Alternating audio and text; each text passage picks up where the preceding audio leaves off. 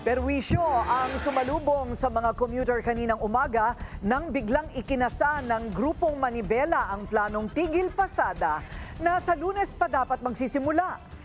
Hiling nila direktang makausap si Transportation Secretary Vince Dizon. Narito ang agenda report ni Paulo Barcelon. Nasurpresa ang ilang commuter sa iba't ibang bahagi ng Mega Manila sa umarangkadang tigil pasada ng grupong Manibela kaninang umaga. Nagsimula sa monumento sa Caloocan, mayroon din sa Marcos Highway sa Marikina at mga parehong pagkilos sa Las Piñas. Sa Parañaque, nasa 100 traditional jeepney drivers ang nag-strike sa kahabaan ng Sucat Road. Isa riyan si Mang Danilo na lagpas 3 dekada ng namamasada. Panawagan niya at ng kanyang mga kasama, magbitiw na sa pwesto si LTFRB Chairman Teofilo Guadis at direktang makausap si Transportation Secretary Vince Dizon. Wala po kaming tutol, napakaganda po yung DOTR Secretary Vince Dizon sa ginagawa mong nais makipag-usap sa aming chairman.